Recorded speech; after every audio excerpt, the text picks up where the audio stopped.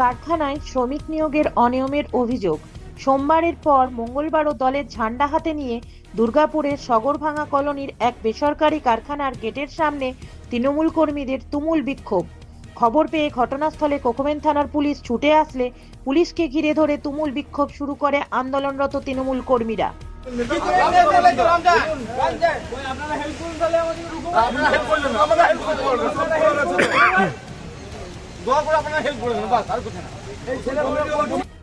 গত শনিবার রাজ্য তৃণমূল শ্রমিক ইউনিয়নের সভাপতি ঋতব্রত বন্দ্যোপাধ্যায় কারখানায় এসে দলের শ্রমিক ইউনিয়নের নতুন কমিটির তালিকা জমা করে দিয়ে যান কর্তৃপক্ষের কাছে।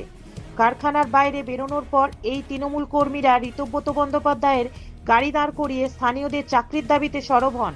সেই দিন স্থানীয় এই তৃণমূল কর্মীদের ঋতব্রতবাবু কথা দেন আর বহিরাগতরা ঢুকবে না।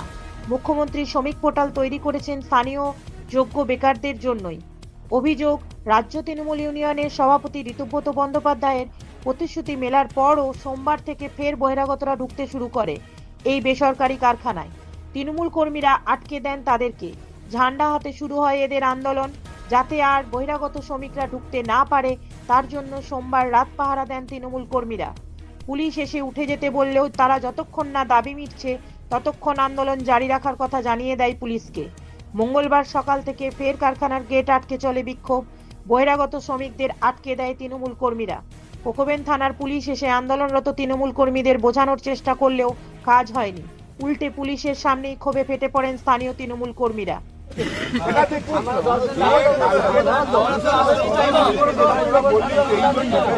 এরপর পুলিশ বহিরাগতদের তালিকা নিয়ে কারখানা কর্তৃপক্ষের সাথে কথা বলতে যান। বাইরে বেরিয়ে কোকোভেন থানার পুলিশের এক আধিকারিক জানান, বিষয়টি কর্তৃপক্ষ ইউনিয়ন খতিয়ে দেখছে। এই যেটা লিভারওয়েল কোম্পানি, ওরা বলে 1 থেকে 15 তারিখ পর্যন্ত ওরা কাজ করবে, তারপরে ওরা বেরিয়ে যাবে। ওরা মাঝে মাঝে সব বছরে আসে, ওই ছাদগুলো এসি মেশিনের ইয়েগুলো ওগুলো কাজ করে, ওরা বেরিয়ে যাবে। আর এই যে কন্ট্রাক্টরের ব্যাপারটা বললো, আপনি তাহলে ওনাদেরকে ব্যবস্থা করে ঢুকিয়ে দেন। বলে ঠিক আছে, আমরা কন্ট্রাক্টরের সাথে আলোচনা করছি, ওরা দিয়া। কিন্তু নিজেদের সিদ্ধান্তে অনড় থাকেন আন্দোলনরত তৃণমূল কর্মীরা। যতক্ষণ না দাবি মিটছে আন্দোলন জারি রাখার হুঁশিয়ারি দেন তৃণমূল কর্মীরা। অভিযোগ, আমরা তৃণমূল করি 12 বছর ধরে স্থানীয়দের চাকরির দাবিতে আন্দোলন করছি, আর তারা রয়েছেন ব্রাত্য, আর বহিরাগতরা দিব্যি করছে কাজ। বহিরাগত ছেলে আমরা ঢুকতে দেবো না। প্রজেক্ট বলে, গ্রাফাইটের প্রজেক্ট বলে কিছু নাই। প্রজেক্টের ছেলে আমরা আটকাবো। জব সাইটের ছেলে, পার্মানেন্ট ওয়ার্কার, অফিসার থেকে আমরা করে সবার ছাড় আছে, কিন্তু প্রজেক্টের নাম করে যাদেরকে জব সাইটে কাজ করানো হচ্ছে তাদেরকে আমরা ঢুকতে দেবো না। আমরা সারা দেখেছি, সারা দেখে এখানে মানে মশার কামড় খেয়েছি রীতিমতো, যাতে বাইরে ছেলে না ঢুকতে পারি। কি চাইছেন আপনারা? আমরা যেটা মানে 12 বছর ধরে চাইছি, সেটা এখনো চাইছি। আমাদের মানে কাজের ব্যবস্থা করে দিতে হবে। আপনারা কাজ পাননি? না, কাজ পাইনি। কেন এই বঞ্চনা? কি তাদের অপরাধ? আজ তাদের পরিবারের অনেকে হয় তারা কিডনির সমস্যায় ভুগছেন, নচেত হার্টের রোগে আক্রান্ত, অথচ আজ তারা ব্রাত্য।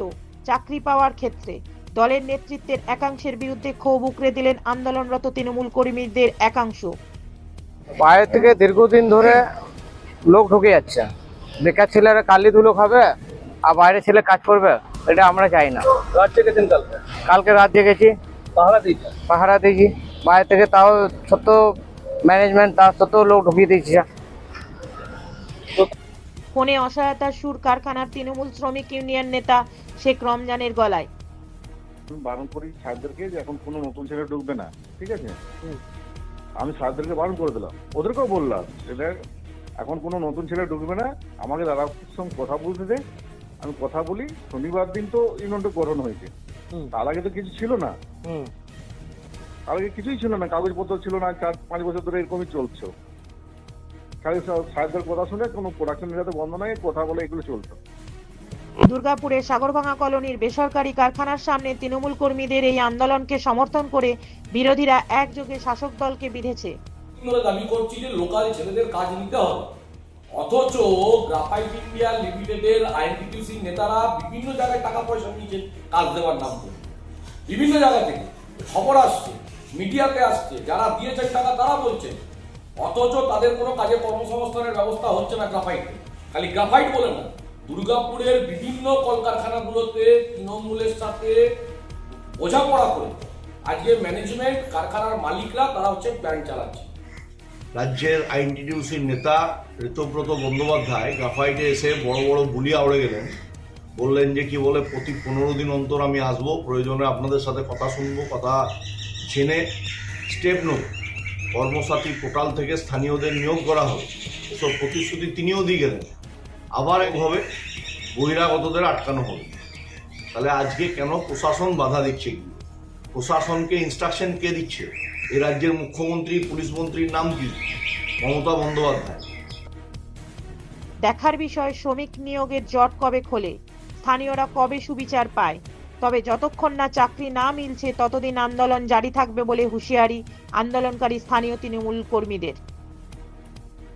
অনুরাধা সেনগুপ্তের রিপোর্ট, খাঁটি খবর।